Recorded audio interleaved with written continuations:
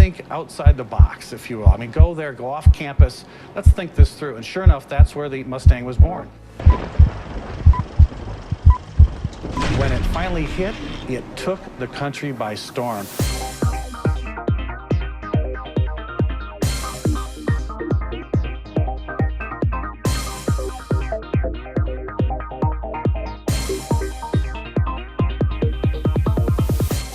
Hello everyone and welcome to another edition of Cars in Context. I'm your host, John Clor. You know, this is the Motor City, and this is the show where we put cars into the context of your everyday life. You know, we love to celebrate our rich automotive heritage here in Detroit and the Grosse Pointes, but we will make no apologies for our decidedly Detroit perspective, and this is again what you're going to get here on part 2 of the North American International Auto Show 2015 here at Cobo Center in downtown Detroit. Part 2 is, yes, we did part 1 about all the cars being the stars, but today we're going to do utes and trucks and get you into where the market really is, where the market's trending, and to help us sort it all out. Who we brought? You know who we brought. My co-host, Chris Sawyer of the virtualdriver.com. Is that what it says here? Yeah, and they spelled it right. Well, they got him in the house. Well, thank God. We're here on press days of the auto show. Chris, starting out, I mean, it was so exciting. Monday and Tuesday are press days. Now we're coming in and trying to sort it all out. We had a lot of excitement about cars and performance. Absolutely. But let's face it, when it comes to that's not everything. That's not where the mainstream is. Right, and where mainstream is right there. What people are buying. So that's why we decided to start out here showing this really kind of cool where the future is going, because folks, everybody are talking utilities, whether it's medium utilities or small utilities. The market has spoken, and the market says, I want small and medium utilities. And Chris, when you talk about this, let's tell them what we're looking at here. Well, this is the VW Cross Coupe GTE. The Cross Coupe. Coupe, yes. Coupe. Oh, we're good. Oh, jeez, yeah. We're gonna start spitting phlegm balls. Yeah. This is the follow-on to the Cross Blue SUV that they showed a few years ago. Right, and remember that is now going to be built in Chattanooga. Oh, okay. At the VW plant. Now, they had shown another coupe that they had, and they said, yeah, we want to do it, but we can't, because it was a little away from what they were doing at the time.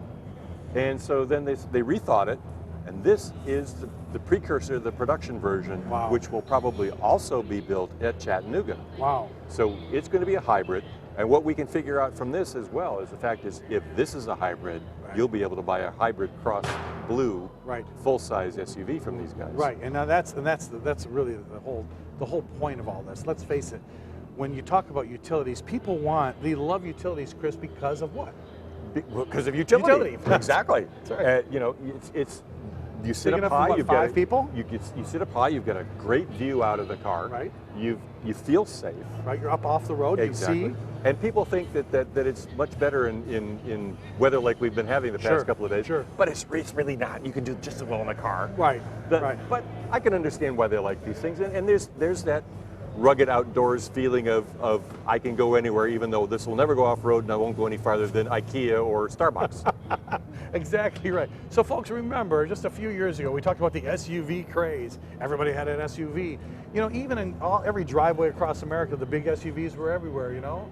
Yes, indeed. And then I heard, Chris, and I'll admit, some of our compatriots, the journalists, were saying, oh, what the hell gas-guzzling SUVs. You know, the government forced us to buy gas-guzzling. They didn't force you to buy Nobody forced you to buy gas, whether the company or anyone. You bought SUVs. You bought it because you wanted you liked them. And that's because you live in the United States, you're free and you buy what you want. Thank you very much. And that's why you buy utilities, and that's why you're buying utilities at a record rate. In fact, most of the analysts here at the Auto Show are telling us utilities, fastest growing segment.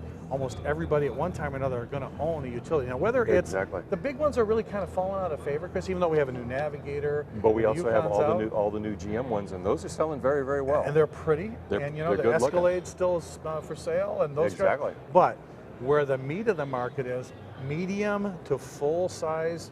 And the smalls. Now the smalls are really coming on hard. So Chris, let's kind of, everybody here at the show has a medium or small utility. Let's hit the high points. Okay, when you come down to the auto show, make sure every stand, we'll tell you right now, every stand, medium or small utility. Porsche has them. The #1 selling Porsche is an SUV. It outsells all the cars. Can you imagine that? The utility is outselling your Porsche sports What the car. hell is wrong with the world when Porsche is selling an SUV and it outsells all the cars? You want utilities? We're going to show you some utilities, and we're going to show you what the trends are in trucks. Let's go take a walk. Absolutely. All right, Chris, you know, we told everybody that utes are the heart and soul of today's market. We're going to let you, the viewer, come down to the auto show this year and go to everybody's stand, and they all have either a medium or small utility. Why, Chris? Because they're all selling like That's crazy. what people want. That's right. It's the heart of the market. So rather than walk you through all the sport utilities, that's your job. You come down here, you check them all out. But there was big news in the utes, and there's a trend that we want to talk to you about. And we did actually, Chris, talk to them about what's happening with the small truck market. Remember our show? What's ever happened to the small I don't truck? remember much after 19. Never mind. No, that was a whole other problem with Chris. But we did have a whole show saying, remember what is going on with small pickups. And of course, we did that show. If you missed it, you can check it on our YouTube channel, Cars in Context. And it TV was a YouTube. case of did the customer walk away from the market or the market That's walk the away from whole the customer? question. A And lot it of was the people- market that walked away from the A lot customer. of people think the market did walk away from the small truck customer. Other people believe that, you know, the small truck customer not interested in small trucks. They went on to something else. We think something like this new concept called the Santa Cruz crossover truck is something that maybe the youth market would be interested in. Chris, I know at the press conference he was talking about 5% of millennials are even interested in trucks. Can this thing do it? Of course it can, because I think those numbers are BS. Yeah, a lot Much of like, remember, these are the same guys who told us, millennials don't want to buy cars. they don't want to buy cars. They They don't don't wanna have buy an cars. interest in performance They're behind cars. everybody. Right, right, You know, they want their electronics. Baloney. right. They want something like this. And Now, this is the simple way Back to do in the it. day, there were things like the Ranchero and there were things like the El Camino car-based pickups. But nowadays, Or since the Subaru Brat, if you the will. Subaru Brat, remember that, right?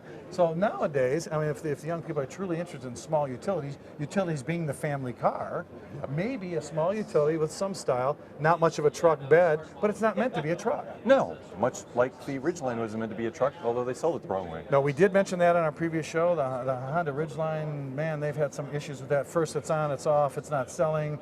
And now some it's of on the- again. Yeah, the design of that. Yeah, it's built on like their minivan platform. Yeah. Okay, fine. But you know, that wasn't really, it tried to be a truck when really it was Which was more the or less, mistake. right. It was It more was, like, it was more like the sport track at Ford. so now we're talking about a trend that we think might have some legs. Yes, absolutely. What's this Crossover thing got truck. going for it that the other ones didn't? Oh, this is simple because it's built off of a high volume platform. It's front wheel drive. Right, front drive. And with all wheel drive option. Okay.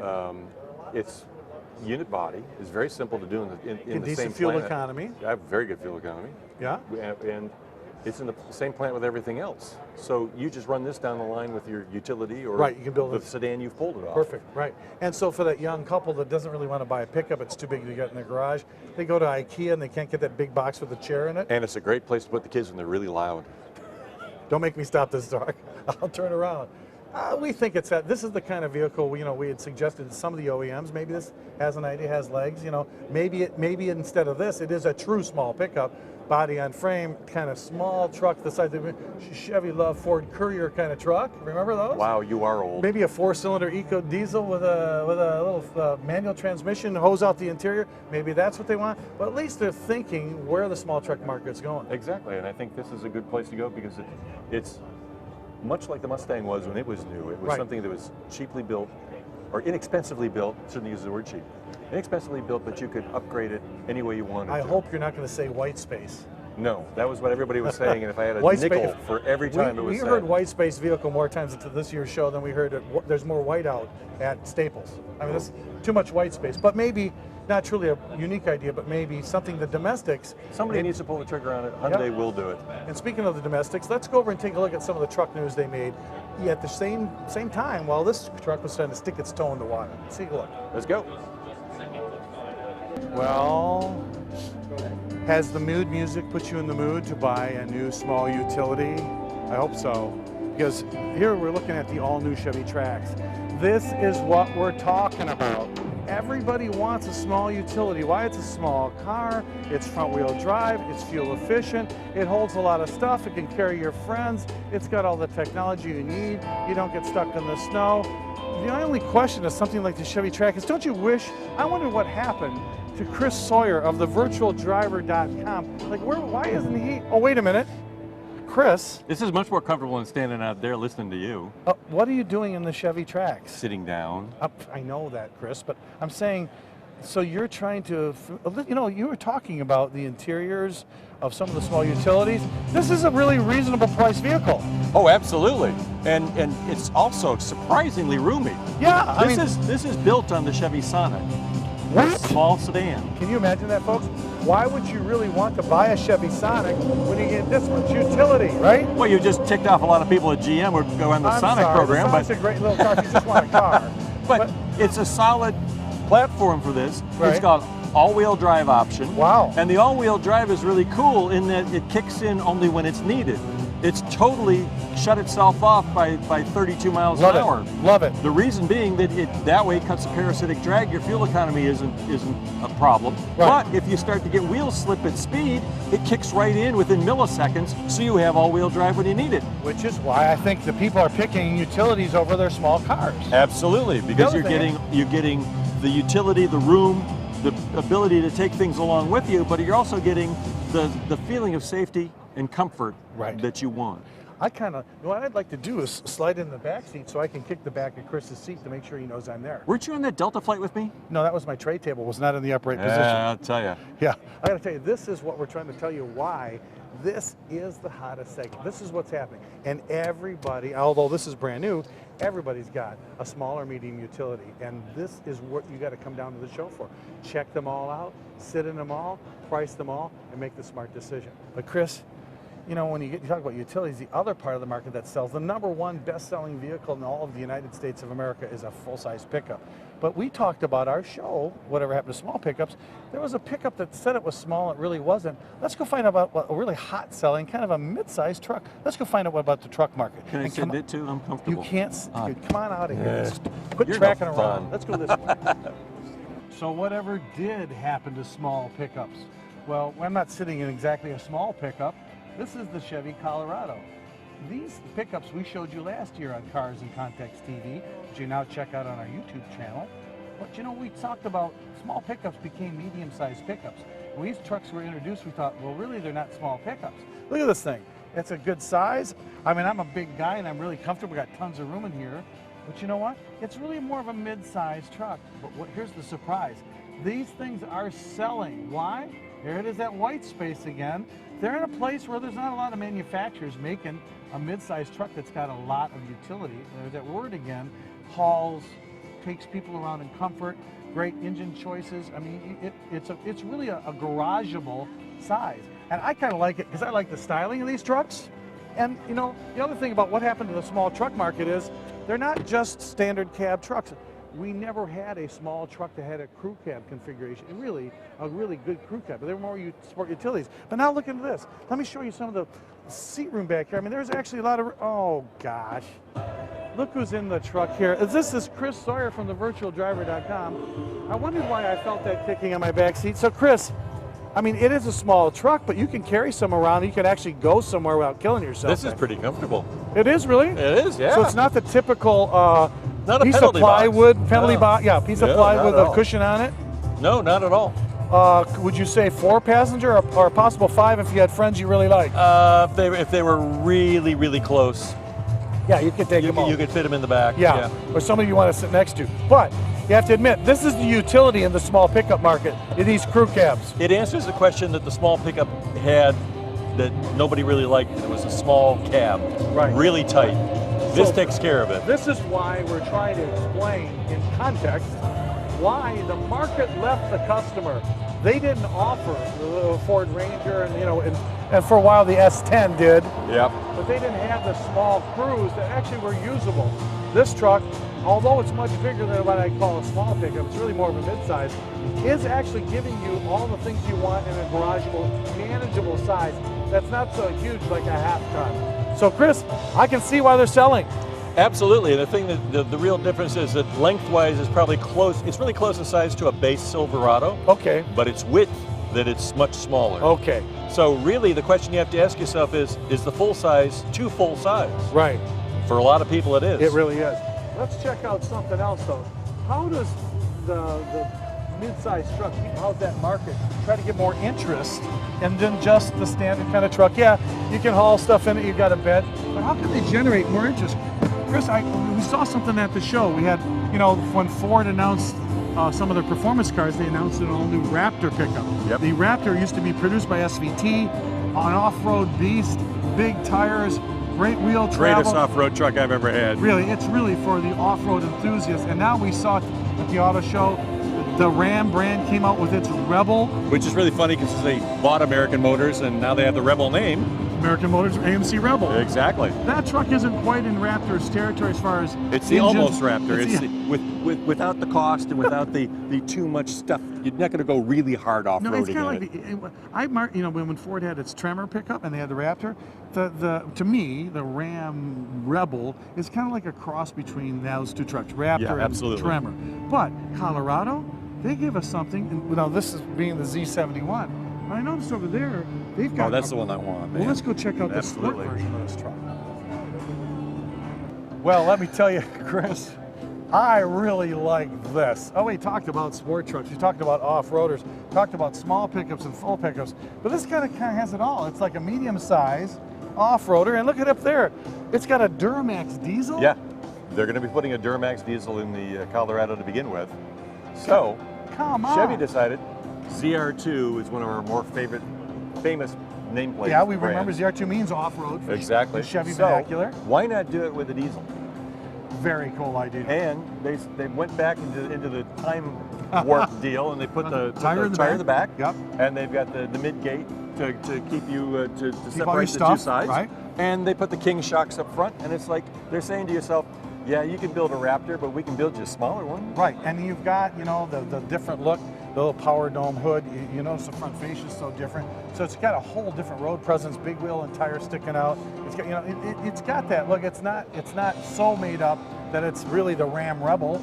On the other hand, it is in that little space where can medium-sized pickup. That white space? Are we doing that again? Yes, it's the favorite buzzword of the auto show. It's that white space vehicle where even the mid-size, they call it the small truck, but it's not. Even a mid-size truck can enjoy this kind of off-roading personality.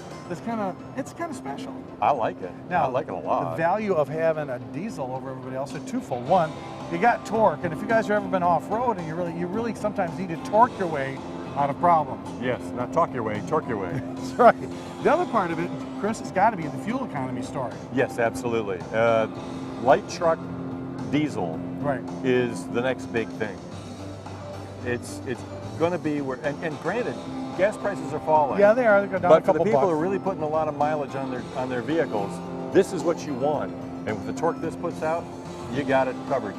You know, despite the fact that, you know, you see on the internet a lot of people saying, why don't we have a small truck with a diesel in it? Well, I think Because it's expensive. it is. And, you know, diesel fuel is a couple bucks more at this point than gasoline. Right. But in the long run, diesels, trucks, they kind of go together.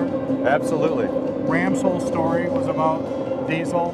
And now we're hearing from other A manufacturers. 30 mile per gallon diesel. 30, for can goodness you sakes. imagine Yeah. that on a pickup truck? And now we're hearing from other manufacturers, they want to go the diesel route too. So whatever happened to small trucks? Well, they're kind of mid-sized. Some people are trying truck utilities. We really haven't seen the truck we begged for in our old show, No. but perhaps it's coming. Maybe the auto industry is coming back to the marketplace They have to, because the market is market's there. shifting over there. Young people do want cool trucks. Maybe this is the answer. Maybe it's still out there. But I'll tell you something else, folks. Maybe the answer is why are the large trucks selling? Maybe it's not the youth market that's driving this. Maybe it's guys like us. And we found out after going to the press conference at Nissan, that they redid their Titan. Chris, a lot of buzz about the truck. We're going to say a lot of things. We're going to try to put the Titan in context. Okay? And have a little fun with it. I think we will. Let's go check out, when we talk about diesels, full-size truck, a little bit about styling over here at the Nissan stand. Come on, Let's Chris, go. Well, here we go. Wow, talk about full-size pickup land. Look at here. John? Yeah, correct, Chris. I thought we were going to go look at the Nissan. We're looking at the Why did you take me to the Ford stand? the Ford stand? Yeah, I mean, didn't you see the front end of this thing? No, Chris. This is Oh, the it's a new Titan. Yeah, this is the new Titan. Oh. Can you imagine this, folks? I mean, this is the big full-size pickup from Nissan. You know, they've been playing in this game for quite a while. But look at this truck, Chris. The first thing I see when I see this truck is chrome. And more chrome. And chrome. Yes, and even more chrome. And bigness. And the second thing I see is Ford F-150 design cues all over the place. And a little bit of GMC. Some GMC. And a little bit of Dodge Ram on the inside. Isn't this all amazing? Now, folks, we've been telling you for years, some of the Japanese manufacturers love to kind of mirror what's in the market. They think that it's really going to give them a brand identity. They figure, hey, if everybody else likes everybody else's styling, it's going to be good for us. We believe with the kind of Fordish GMC mixed nose, this little kick down here, like which was kind of entered to the market from the Ford F-150. When we look at the tailgate, it's a knockoff of the F-150. Lots of chrome. They even have their what? Even the top line is called the Platinum Reserve. And the top line F-150 is the Platinum Edition. Yes. Come on, Chris. What's going on? Coincidence. Pure coincidence. No, it's not. Aliens at Roswell? That could happen. Now, to give it its credit, it's tried several times. First, it was quality issues. The trucks were tinny.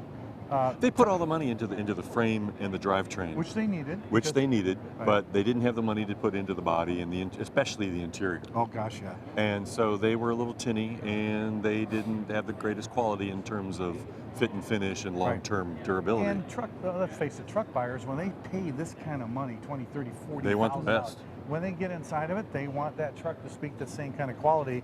You can't just put flashy chrome all over the place and expect the buyer to be in love with it. And they kind of bought the Titan, drove it for a little while, traded it on a real truck, which would have been a domestic manufactured truck, because those trucks were still selling. This thing, I mean, I'm going to give them some credit. They're going after a redesign.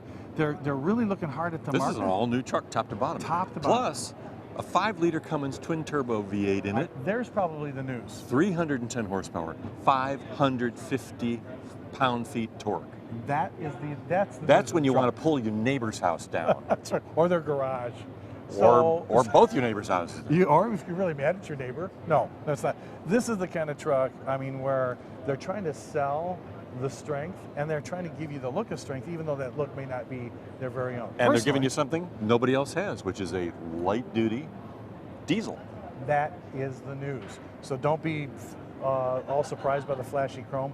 The news is you don't need a 2500 or 3500 truck, a heavy-duty pickup, to get a diesel. And this is a Cummins. Yes, you don't have to pay the cost anymore. Right. To get the diesel that you want. Used to you'd have to go pay way high dollars just to get that engine, and you're paying for more truck than you might need. Exactly. Now you get the truck you want with the engine you want. Right, and Off kind you of go. the look that you're familiar with. Yeah. No, as far as I'm concerned, let's put this all in context. Is it a good thing when you take someone else's styling and you kind of apply it to your car, thinking, well, I know that they'll love it because they already love this basic design, right? Right. What's wrong with that idea? Nothing really, because it's sort of like flattery is, the sincerest form of flattery is copying someone. Yeah, and when you copy, that's the best, sincerest form of flattery. Exactly. But here's my take on it. When you do that, you don't really have a personality of your own. Your personality is kind of spread around. They don't care at this point. They want sales. The personality can come later. So they give you now let's just hope that the build quality is there and the appeal is there, even though the look is really belonging to somebody else. And I wonder who that somebody else might be.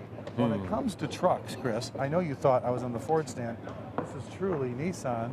Yeah, they're offering something special. When it comes to truck, and there's really no other thing to talk about but the best-selling truck for 38 years running, the truck of the year, and that is not here, that is over at the Ford stand, and you know what I'm talking about. Yeah, the F-150. Let's go. Let's go check out what the #1 selling vehicle in the United States looks like and why it's so special for 2015. Let's go, Chris. Watch out for these little cobblestones. I bet you the truck drove all over them.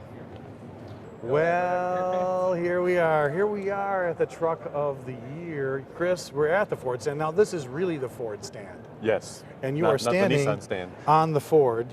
The truck looks different, and by God, it really is different for 2015. The big news, Aluminum. or as they say in Europe, Aluminium. that's correct. So, Chris, did they, honest to God, lose 700 pounds of metal out of this car and replace it with aircraft grade or Yes, and it was because they military grade? went to Marie Osmond and the whole diet plan. It was working really well for her. mean She the- lost 50 pounds. They lost 700. F-150 went on Nutrisystem? Exactly. No, 700 pounds. 700 pounds. Unbelievable, unbelievable. The Now biggest- that's not all the way across the board 700 pounds. Okay. That's their best case scenario. Okay. So But- they did lose some weight, which let- Ford could afford to lose. Well, it's true. I mean, let's face it, when you drive an F-150, ladies and gentlemen, this is a big truck. It's not totally garageable in the Super Crew format.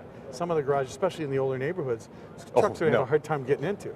Getting into, hell, you'll be hanging out for quite a way. Yeah, this is a You'll be in the big street. vehicle. Why we were talking about the mid-sizes, but this vehicle, okay, all aluminum, which means in Michigan, It won't rust. no more rusting out. Although it body does have a steel frame. Does have a steel and frame. a stronger steel frame than it had last time. Right, and the big news, of course, the redesign, the all-new body, lighter weights, EcoBoost power.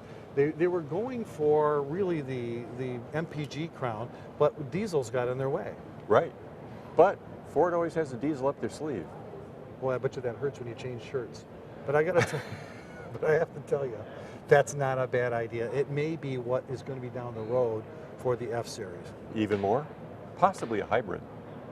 Another And a plug-in hybrid Now, if you at that. remember, General Motors had their full-size pickups with hybrids. They had their Different kind of hybrid this time Right. around. And you're thinking now, what can the best-selling vehicle in the United States really do to make itself even better? Well, it's attractive. It's got a great new body. It's lightweight, better fuel economy, better just about everything. And boy, it's really got, Chris, every possible feature you can think of. This is really kind of the truck of the future now. Absolutely. Now, the only other thing is when you get this kind of a new body, you're going to pay a little bit more. Price is up.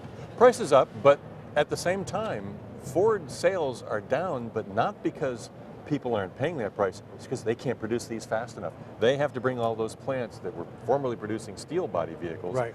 up to bringing aluminum to the same quality level. Right. And so it's taking them some time to roll that out. So, as folks, that happens, that's a huge thing. Don't forget, building an aluminum truck is a lot different. The assembling, the way that you put these together, you don't weld them.